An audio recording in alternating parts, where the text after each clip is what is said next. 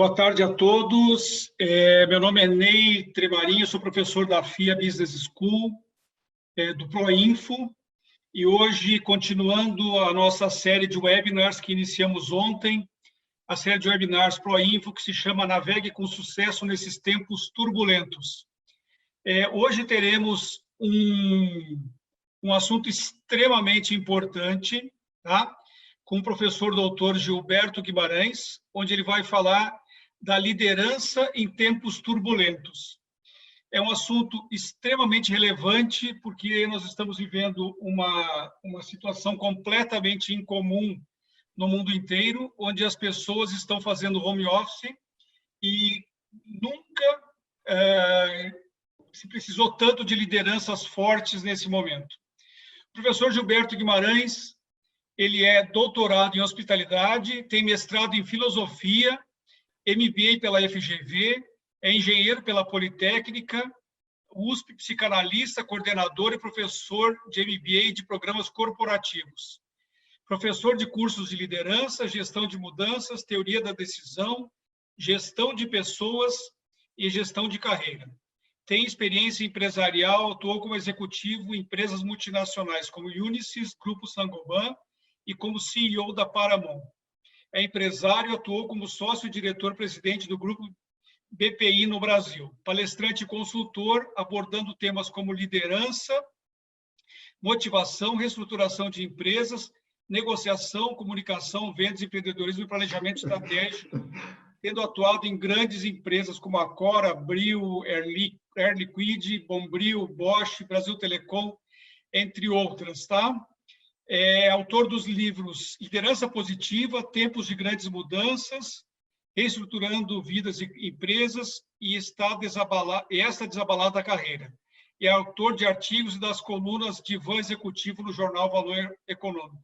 Eu passo a palavra para o professor Gilberto Guimarães. Obrigado, Ney. Boa tarde. Acho que vocês devem estar me ouvindo bem. É um webinar, então eu quero transformar isso numa conversa e não numa aula nem numa palestra. Não se aplica isso. Então, eu vou tentar colocar o mais breve possível um conceito de liderança em tempos turbulentos e, rapidamente, a gente vai começar a entrar num bate-papo em que vocês mandam uma pergunta e eu respondo essa pergunta, e assim a gente vai indo num processo mais dialogado e muito mais fácil de ser acompanhado numa conversa à distância. O ponto mais importante do conceito de liderança, e que eu acho fundamental, é que liderança é uma tarefa. As pessoas confundem um pouco e consideram liderança como algo, um dom divino, uma característica de personalidade. Óbvio que tem uma componente de talento e de características, mas liderança é uma tarefa, e como toda tarefa eu posso aprender a exercê-la, assim como eu aprendo a guiar automóvel, como eu aprendo a jogar futebol. Claro que se eu tiver talento, eu não só aprendo a guiar automóvel, como me transformo num piloto de Fórmula 1. Eu não só aprendo a jogar futebol, como me transformo num Cristiano Ronaldo. Não tendo talento, eu serei um piloto razoável, um jogador razoável. Ou seja, o importante é que liderança é uma tarefa, e é uma tarefa que tem que ser exercida. Na verdade, é uma tarefa importante e fundamental. Ou seja, um grupo humano, ele só é efetivo e produtivo, ele só dá resultados positivos na medida em que ele obedece a duas características básicas. A primeira, que ele responda a uma causa, a um propósito. Então, este grupo está junto na busca de uma causa, de uma causa que justifique essa luta. Mas só uma causa não basta. É uma necessidade de um líder que conduz esse grupo. Já dizia Freud, no texto de 1921, né, da Psicologia das Massas, em que ele chama a atenção que um grupo sem liderança ele até usava a expressão, é uma horda primeva, ou seja, é um grupo que sai destruindo tudo. Porque o homem, o ser humano em grupo, é menos inteligente do que individualmente. Ele volta um pouco à infância, ele fica imediatista. Então, o grupo humano, para ser produtivo, pressupõe uma causa e uma liderança. Isso é fundamental, é muito importante. Então, quando você busca e verifica isso, você vai encontrar, por exemplo, no meio empresarial, como nos momentos de crise, esta liderança que, apoiada nesta causa para sair da crise e conseguir a sobrevivência da empresa, ela tem sucesso. Na verdade, cabe aí mais uma observação fundamental. Líder é aquele que decide, é aquele que faz escolhas. Liderado é aquele que segue as escolhas do líder. E um líder é percebido por este grupo como aquele que garante a sobrevivência do grupo. Eu não estou dizendo que ele garantirá, eu estou dizendo que ele é percebido. Portanto, liderança é percepção. Ele é percebido como quem garante a sobrevivência do grupo. Eu sigo porque aquele líder vai me permitir a sobrevivência. E vamos lembrar que o ser humano é um animal diferente dos demais, porque o ser humano é o único animal que tem a consciência que é mortal. E esta consciência que é mortal faz ele se sentir precário e dependente de um grupo, porque em grupo ele tem mais chance de sobrevivência. O ser humano não só sabe que é mortal e sabe que é precário e precisa ser cuidado, como ele sabe que ele precisa de uma liderança que o conduza. A causa primária, a causa básica do ser humano é esta busca pela sobrevivência, que é exacerbada em períodos turbulentos, em momentos de grandes crises. Dentro de uma empresa, por exemplo, numa IBM nos anos 90, em que pela primeira vez na história a IBM passa a apresentar prejuízo, e prejuízos enormes. Na época, o maior prejuízo que uma empresa de capital aberto apresentava na Bolsa de Valores. Nesse momento, surge uma liderança, ou é contratada pelo IBM, um líder, Luz Gerstner, que recria a IBM, modifica, faz renascer, e em menos de 2 anos a IBM volta a ser produtiva e lucrativa. Na mesma época, em paralelo, você tem a crise da Kodak, que é atropelada por outras soluções, né, porque o produto é uma solução, por outras soluções mais adequadas, e cujas lideranças divididas não conseguiram salvar a Kodak. Vale também para Blockbuster, que quando é ameaçada por Reed Hastings na Netflix, não consegue uma liderança que unifique, recrie, crie um novo objetivo e consiga a sobrevivência da Blockbuster. Assim é para as empresas, assim é para qualquer grupo humano, assim é para a sociedade. E, nesse momento em que nós estamos vivendo, o que nós mais sentimos falta é de uma liderança que nos conduza. No caso brasileiro, em particular, a Constituição deixou muito tênue, fluida a noção de liderança. E o Brasil é um país em que não há uma liderança formalizada. O presidente não manda, o Congresso não manda, o Supremo não manda, e todos eles tentam mandar. Quando todos tentam mandar, como numa empresa, como em qualquer grupo, numa família, como numa nação, quando muitos mandam, ninguém manda. E, normalmente, a empresa não consegue cumprir seus objetivos. Então, este é o pano de fundo do conceito de liderança em termos turbulentos. Então, eu já acredito que já deva ter alguém com vontade de fazer uma pergunta e eu me coloco à disposição para ouvir algumas perguntas. Ney, temos alguma pergunta?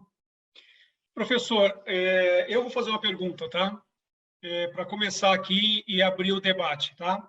Pessoal, quem tá nos assistindo, a gente está com um número recorde de pessoas assistindo esse webinar, tem muita gente, tá?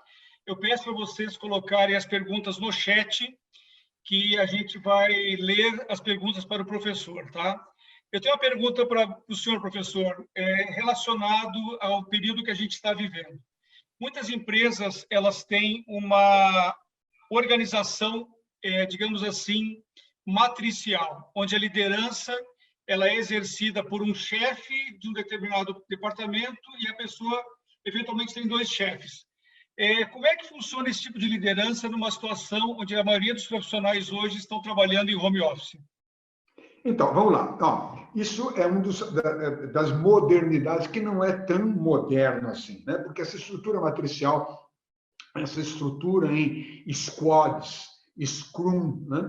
Sprints, tão moderna, das metodologias ágeis, ela foi realmente muito implementada na GE, do Jack Welch.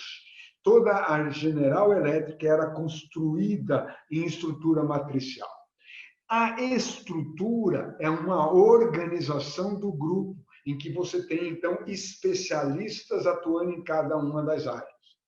Mas sempre há e sempre haverá a existência de um líder, mesmo que esse líder seja temporário. Num determinado momento, alguém exerce a tarefa da liderança. Por exemplo, uma equipe cirúrgica de peito aberto, né? Cardíaca de peito aberto, clássico. É uma equipe de especialistas em que cada um é craque no que faz. Mas em determinados momentos da cirurgia, alguém assume a liderança. No início da cirurgia é o anestesista e talvez nesse momento o cirurgião nem na sala esteja. Quando começa o processo cirúrgico, o cirurgião entra e ele assume a liderança. Se há algum problema durante a cirurgia, mesmo o cirurgião se recolhe e entra uma equipe de ressuscitação que assume a liderança. Ou seja, é uma liderança mais profunda do que situacional, que é uma situacional momentânea. Isto é que é importante. Sempre haverá necessidade de um líder. Sem um líder, o que você tem é uma horta primeva, que consegue destruir, mas não consegue construir. Ótimo. Professor, já tenho algumas perguntas aqui das pessoas que estão nos assistindo, tá? Professor, como as lideranças podem trabalhar em momentos de crise para manter o entusiasmo dos funcionários? Na verdade, o processo de motivação, eu prefiro chamá-las de um processo de mobilização. A motivação das pessoas é uma característica intrínseca. Cada um tem um seu objetivo. Claro, temos o macro, maior, a causa última, que é a sobrevivência, mas depois uma causa menor, aquela que nos move, né? O que nos motiva, o que motiva a ação. Motiva a ação.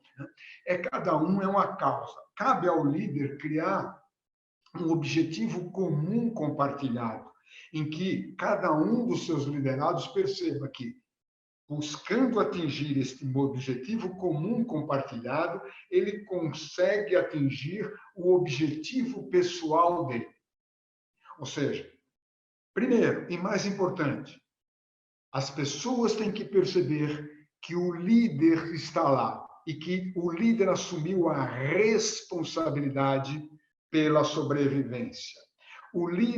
Liderança é uma tarefa que pressupõe confiança, e confiança é uma característica mútua. Segundo ponto, um líder tem que ser confiável. Eu tenho que acreditar que o que ele faz em nome desse objetivo comum compartilhado, desta causa comum. E a terceira característica fundamental, eu preciso que as pessoas desenvolvam o que hoje se chama de empowerment, que as pessoas desenvolvam esse espírito de participação junto, ou seja, de assumir a responsabilidade de cada um fazer sua parte.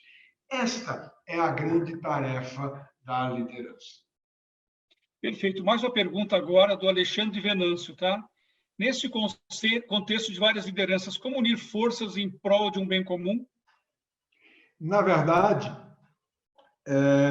você percebe isso em outros países, né? Em que uma causa maior se impõe.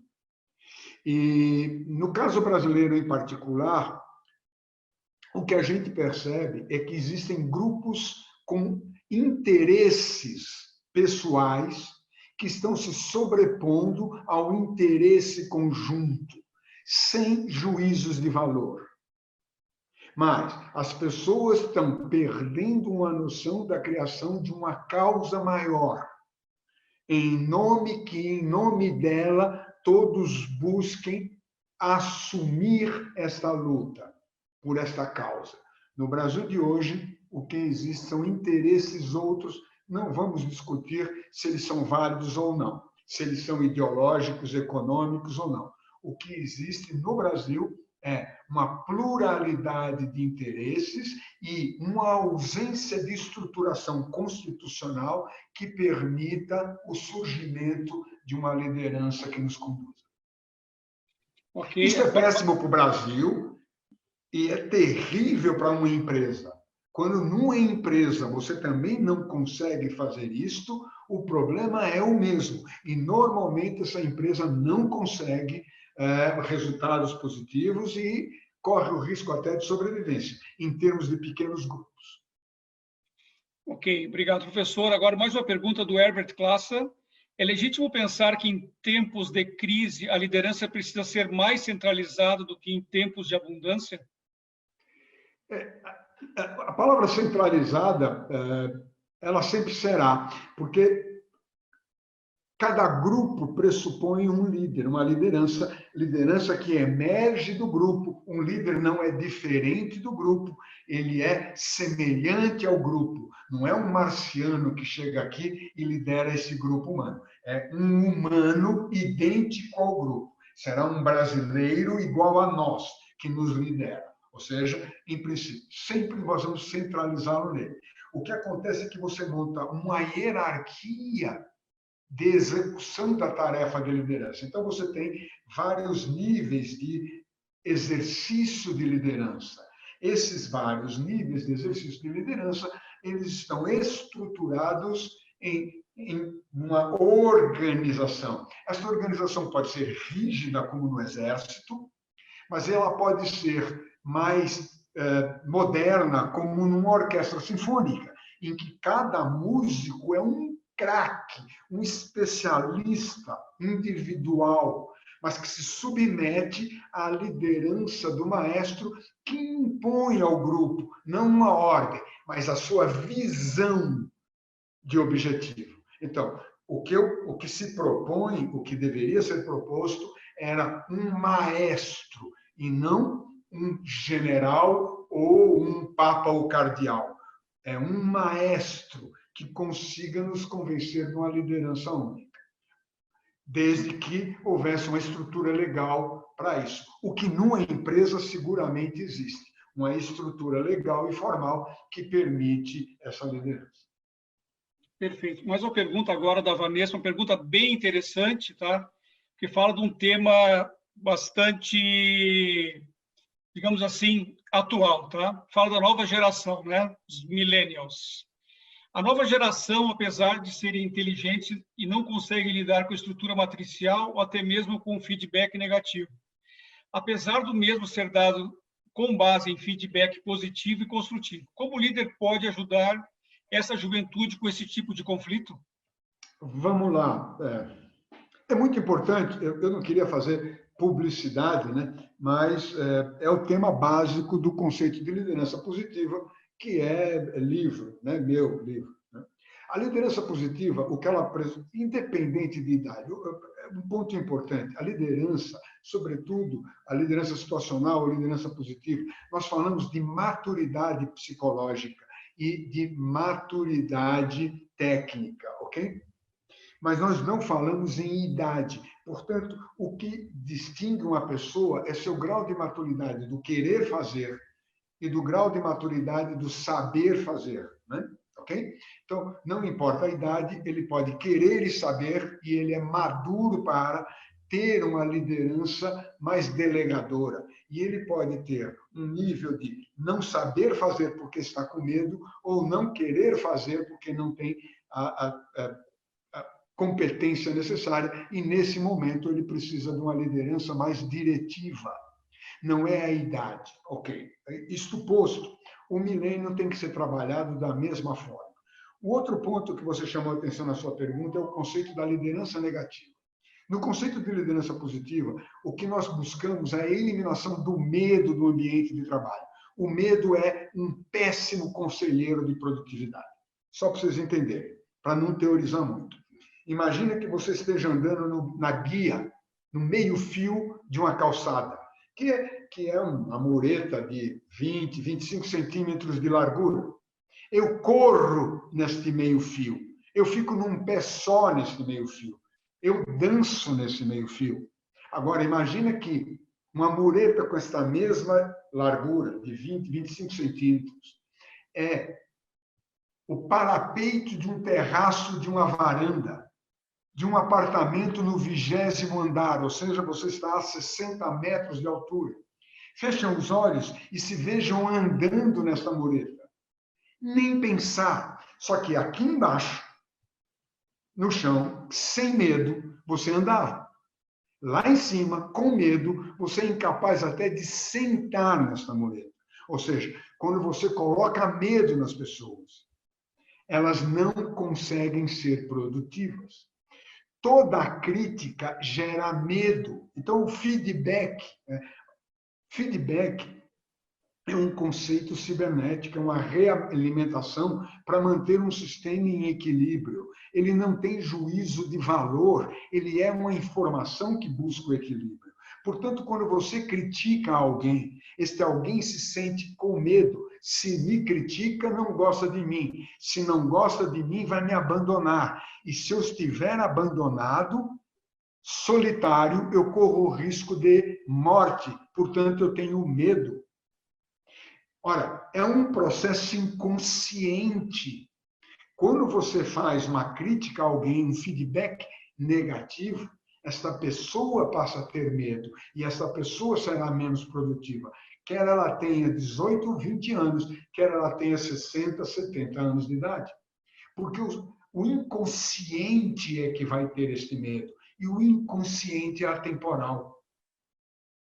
Ele não tem idade. Portanto, a liderança positiva tem que se impor como uma forma mais adequada de liderança. Ótimo, perfeito, professor. Uma pergunta do Rafael Ramos, professor Gilberto, algum estilo de liderança que se destaca em períodos de crise ou há comportamentos que são importantes nesse momento turbulento? Olha, vamos lá. Não existe um estilo específico que se destaque. Na verdade, eu sou adepto do conceito de liderança situacional, portanto, eu tenho os 4 estilos clássicos de liderança: líder diretivo, persuasivo, participativo e delegador, claro, e vou usá-lo em função da grau de maturidade do meu liderado numa determinada situação. Acontece que, numa situação de crise, em que há pânico, como essa que está criada agora no mundo inteiro, em situações de pânico, as pessoas perdem o seu nível de cognição e se transformam um pouco menos inteligente e passam a ter um comportamento mais de manada, né?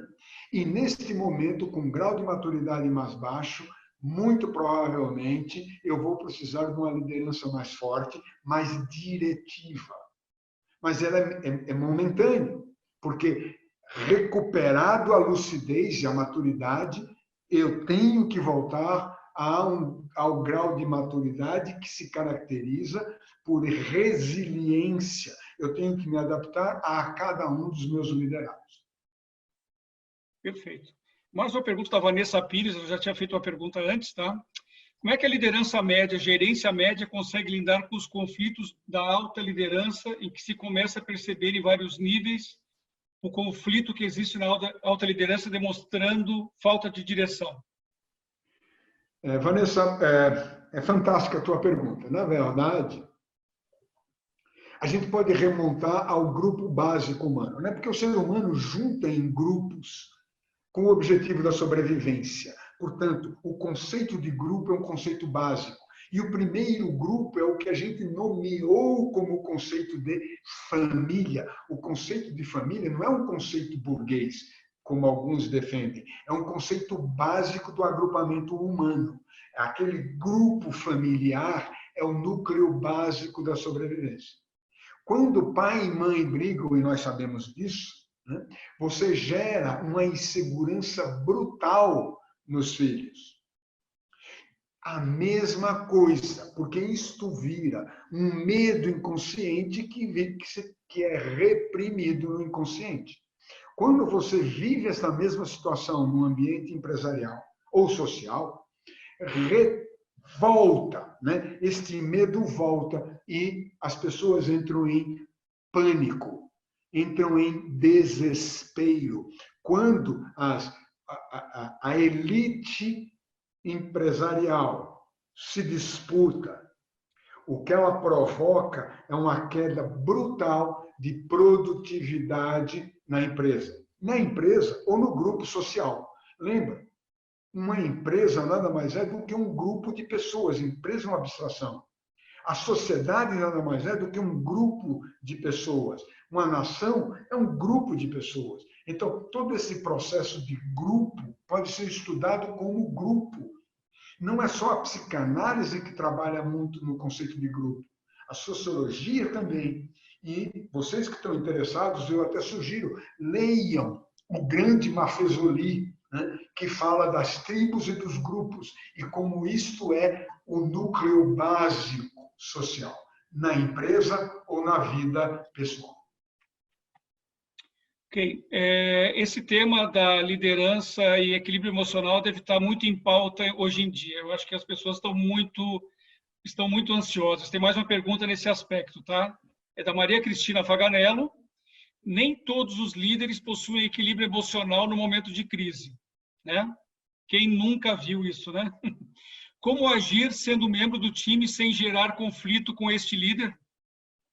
É terrível. Na verdade, eu ouso dizer que existem cinco competências essenciais para um líder e um comportamento essencial. Vamos começar pelo comportamento, que é um. Um líder tem que ser otimista. E otimista é, por definição, otimista é aquele que acredita que o futuro será melhor do que o presente. Pessimista, por definição, é aquele que acha que o futuro é igual ou pior que o presente. Um líder tem que ser otimista. Ele tem que propor que o futuro será melhor. Porque se ele não o fizer, ele não terá liderados, não terá seguidores. Óbvio, isso eu não tenho nem o que discutir. Agora, as cinco competências, a empatia, a capacidade de perceber o outro e ser percebido pelo outro, é fundamental para um líder e para o exercício da liderança. A capacidade de fazer escolhas, de decidir. Líder é aquele que decide. A capacidade de influenciar. Não basta eu tomar uma decisão, eu tenho que convencer meus liderados a me seguirem. Portanto, eu tenho que ter essa capacidade de liderar. E minhas decisões não fazem referência ao aqui e agora. Minhas decisões é uma garantia de sobrevivência no futuro. Portanto, eu tenho que ter a capacidade de antecipar o futuro, de perceber hoje o que vai acontecer amanhã. E, finalmente, eu tenho que ter isto que ela sugeriu, a capacidade de gerenciar as minhas emoções. Eu tenho que ter essa inteligência emocional de gerenciar as emoções. Eu não digo controlar a emoção, eu digo controlar a minha reação às emoções, porque a emoção está lá. Eu não consigo eliminá-la. O que eu consigo é gerenciar a minha reação. E eu lembro, o ser humano tem um construto neural que chama neurônio espelho, base da empatia. O neurônio espelho leva os mamíferos, mais do que os humanos, a copiarem as ações e as intenções do outro. Por conta do neurônio espelho, toda a emoção é contagiosa. Se meu líder entra em pânico, ele provoca pânico em todos os seus liderados, em todo o grupo. Se meu líder é otimista, ele gera otimismo no seu grupo. Agora, com isso, você consegue entender a insanidade do que está acontecendo quando os líderes transmitem essas emoções descontroladas. É difícil, né? Agora tem uma pergunta bem relevante que tem a ver com a que foi feita pela Maria Cristina, tá? O Renan Ramalho. Como é que um líder pode ser otimista sem deixar de ser realista em um momento tão delicado quanto este? Renan, o realismo pressupõe a realidade. Otimismo e pessimismo é uma expressão de uma perspectiva sobre o futuro. O futuro não é uma realidade. Portanto, eu não posso ser realista em nome do futuro. Porque no futuro, ou eu espero e imagino que ele seja melhor, ou eu espero e imagino que ele seja igual ou pior. Portanto, eu só tenho estas duas possibilidades. Ou eu sou otimista, ou eu sou pessimista. Se eu for pessimista, eu provoco o pânico nos meus liderados, que provavelmente me abandonarão e procurarão um líder que prometerá a eles um futuro melhor. Se vai entregar ou não, Renan, é outro problema. Mas se ele não prometer, ele não terá seguidores. Portanto, o líder tem que acreditar que o futuro será melhor. Isso não quer dizer que não basta acreditar. Ele tem que agir para conseguir fazer este futuro melhor. Ou seja, o otimismo pressupõe a busca de realização de ações que consigam configurar um futuro melhor. Não existe realismo em relação ao futuro. Perfeito, professor. Agora, uma pergunta do André Corredora, tá? Boa tarde. Como desenvolver o espírito de equipe e melhorar o desempenho desta equipe em épocas de crise? E eu só emendo a pergunta aqui, tá? Como melhorar o espírito, o desempenho da equipe com o home office, tá? Em época de crise. Ok. Vamos por partes. Primeiro, no final dos anos 60, um sociólogo canadense chamado Marshall McLuhan criou uma expressão que foi premonitória, né? Porque ele fala o mundo é uma aldeia global. Ou seja, o que realmente nós temos hoje, nós somos uma aldeia, né? Uma pequena aldeia. Isso significa que somos todos muito próximos um do outro. A rede social me permite isso. O fato de eu estar à distância em home office não me elimina do grupo, da tribo que eu represento. É a tribo da minha empresa, a nossa tribo, né, da FIA, eu, você, os outros professores, nós formamos uma tribo, próximos ou não. O que hoje a rede social, a internet, as comunicações me permitem é esse espírito de grupo permaneça. O espírito de grupo é um dos critérios, um dos fatores básicos dessa produtividade. Lembra que eu tinha dito que eu tenho dois fatores básicos, que era a causa e a existência da liderança. Eu tenho um terceiro fator básico, que é a existência dos recursos necessários. Se eu não tiver os recursos, eu não posso dizer que uma pessoa possa ser produtiva. Eu o motivo e o mobilizo, ele vai à guerra, mas ele não tem armamento. Portanto, eu tenho que ter uma causa, uma liderança, e eu tenho que ter os recursos. Depois disso, eu tenho algumas características. Uma delas, e talvez a mais importante, é esse sentido de comunidade, de pertencimento. Eu sou do grupo. É mais do que eu sou. Eu fui escolhido para ser. Ou seja, eu tenho que mostrar que cada um desses que está comigo foi escolhido. Não é só tem tu, vai tu mesmo. Não. Depois, eu tenho que ter um conceito da importância que essa pessoa tem para o grupo. Não a pessoa em si, mas o que ela faz como indivíduo. O trabalho dela é importante para o grupo. Ela tem que ter uma noção de significado do seu trabalho. o que eu faço é importante para o grupo. E, finalmente, eu tenho que ter um conceito de recompensa, ou seja, eu tenho que receber a recompensa dos meus esforços. Eu não estou dizendo remuneração nem dinheiro, a recompensa, inclusive no sentido de acolhimento e de pertencimento. Reconhecimento, recompensa e remuneração fazem parte desse cimento que junta o grupo e consegue desempenhos extraordinários. Perfeito, professor. Agora uma pergunta muito interessante, tá, da Andréia Maia. Como liderar equipes que estão dispostas diretamente ao vírus em serviços essenciais? Olha, Andréia, excelente. Eu acho até mais fácil, Andréia, porque essas pessoas, você falou duas características marcantes no conceito, ou três características marcantes. Elas estão num grupo, portanto, elas têm um conceito de pertencimento. Elas têm uma causa, que é a sobrevivência da sociedade. É muito forte para elas. E elas têm agora uma liderança naquele pequeno grupo. Eu acho que é mais fácil conseguir alta produtividade desses grupos que estão expostos ao risco, desde que elas acreditem num bem maior, desde que elas tenham esta causa maior, que é a sobrevivência do povo como nação. Lembro? Não basta curar do vírus.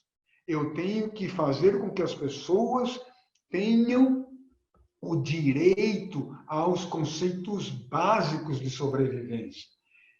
A pessoa tem que ter trabalho e renda. Ela tem que se sentir importante. Não basta estar curado de A saúde é uma característica, mas o trabalho e a renda é essencial. Estão criando uma dicotomia que é absolutamente falsa.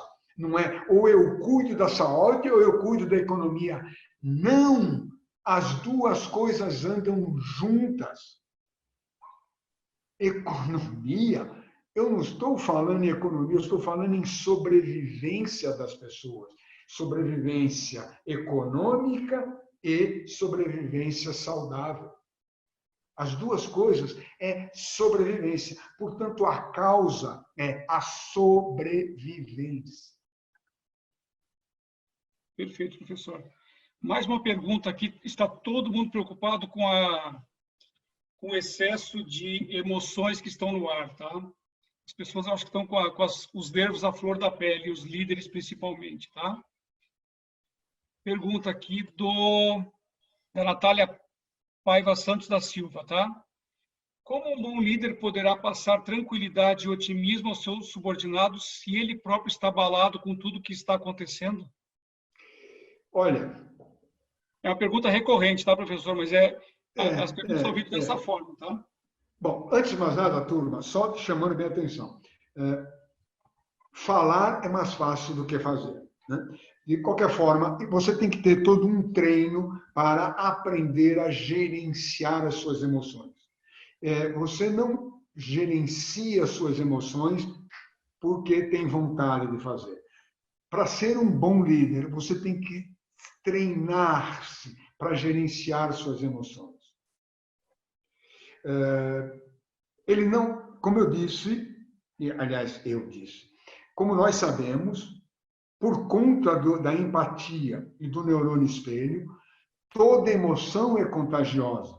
Se o líder demonstra falta de esperança, o subordinado fica sem esperança. A palavra para sem esperança é desesperado. Se o líder mostra medo, a amplificação do medo é o pânico. Ok? Então, é muito complicado. Quem está criando este pânico não tem noção do que está fazendo. Toda a emoção é contagiosa. Portanto, o líder tem que aprender a controlar.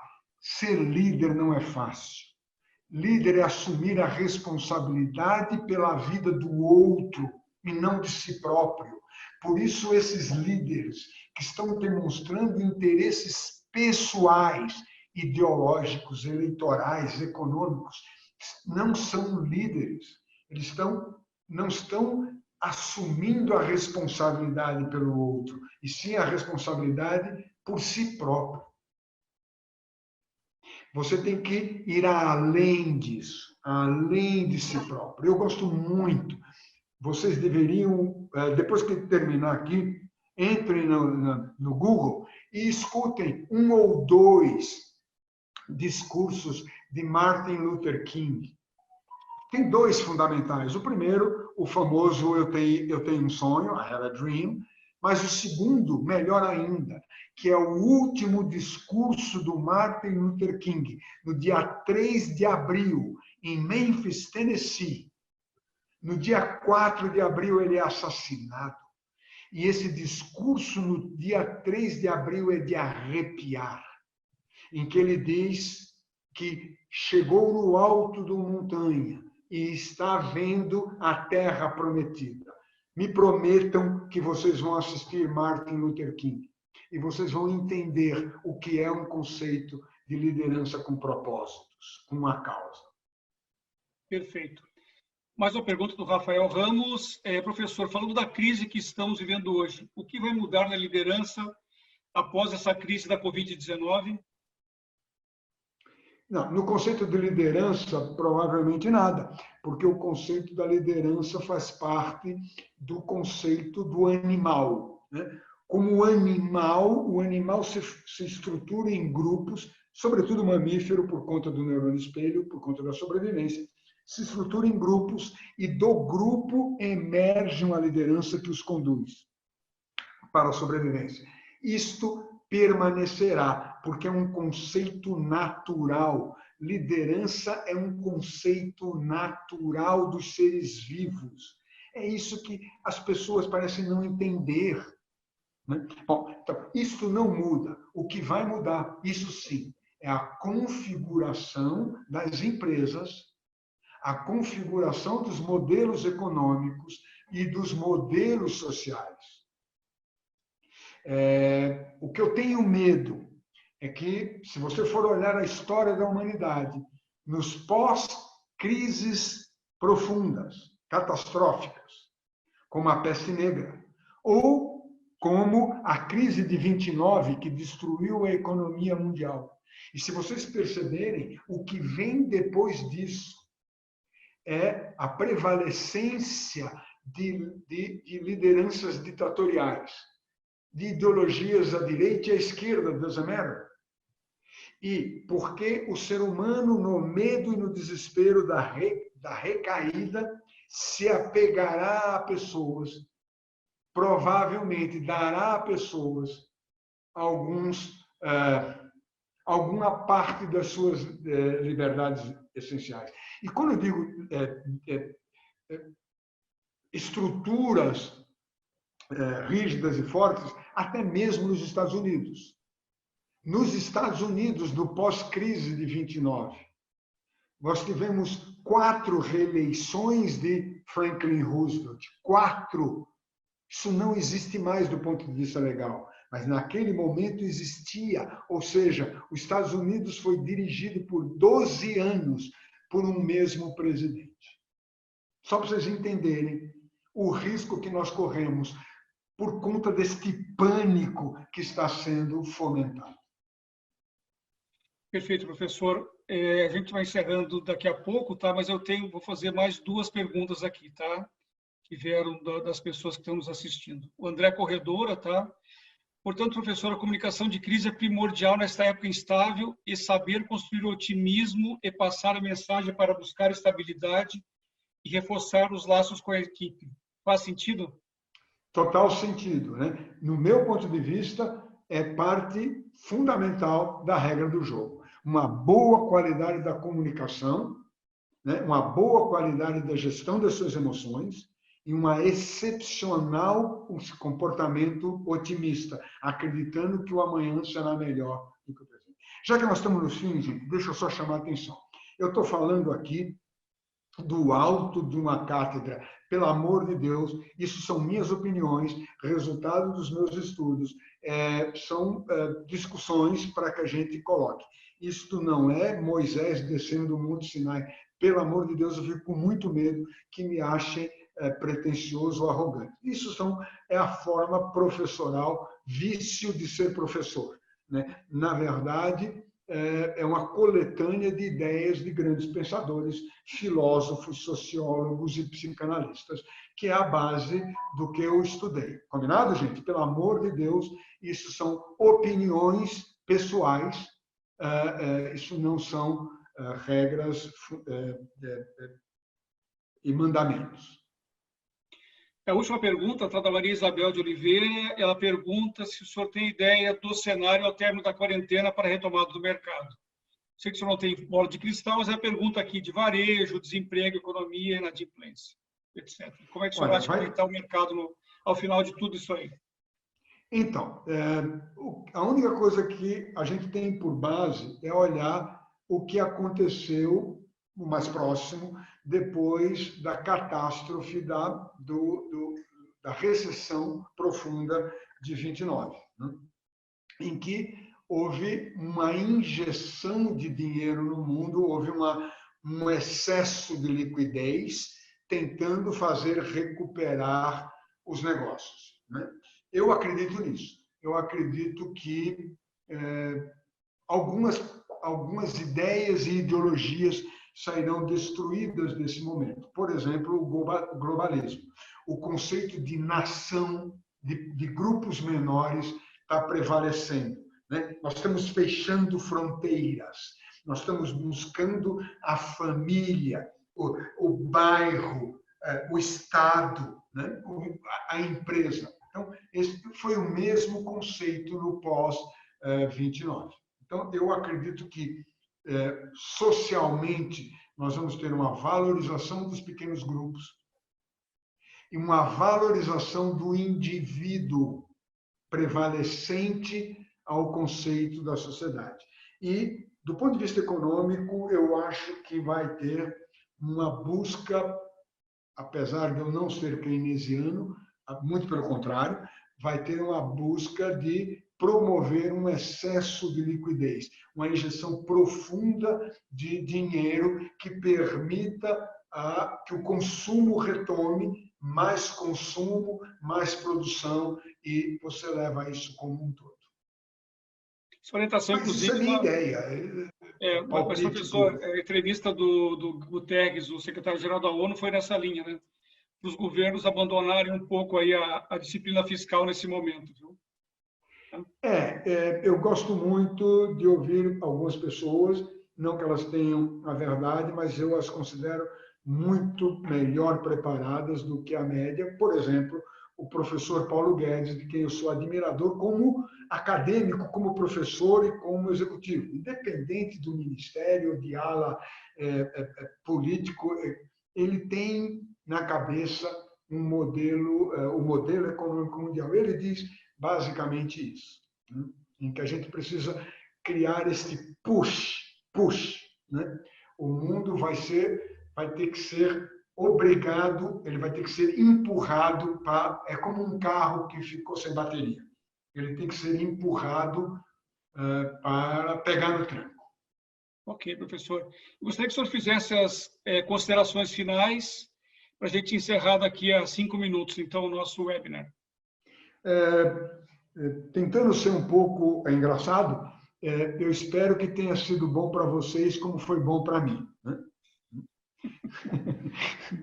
De qualquer forma, para mim foi fantástico, adorei e espero cruzar com vocês novamente na FIA. Amanhã estou gravando, inclusive, uma aula sobre liderança para um curso da FIA online e assim vai. Ou seja, espero cruzar virtualmente ou presencialmente com vocês para que a gente possa continuar trocando ideias, para que eu possa continuar aprendendo muito e com as perguntas e com as ideias e opiniões de vocês. Gente, muito obrigado e até uma próxima oportunidade. Pessoal, muito obrigado pela participação de vocês, tá? Eu gostaria de deixar aí registrado que estamos com uma série de webinars, tá? Sempre nesse mesmo horário, às 5h30, né? Teremos webinars a partir de... teremos amanhã, né, quarta-feira, e depois também, na semana que vem, a partir da segunda-feira, às 17h30. Eu peço ao Germano para colocar aí na tela quais são os próximos webinars dessa semana, tá? Amanhã nós teremos neurociência e funcionamento cerebral em tempos de incerteza, como as emoções afetam as nossas decisões, um tema que foi muito debatido hoje, tá? E na quinta-feira, transformação digital, como destacar seu produto nessa avalanche de anúncios. Eu destaco que esses dois temas são fundamentais para a sobrevivência nos grupos onde estamos hoje, né? As nossas empresas e as nossas grupos de pessoas onde estamos, a nossa família, a empresa e o nosso próprio país. Professor Gilberto, muito obrigado. Em nome da FIA, aí nós queremos agradecer demais a sua participação, foi brilhante, tá? Parabéns, muito obrigado. Obrigado, Edson. Boa noite.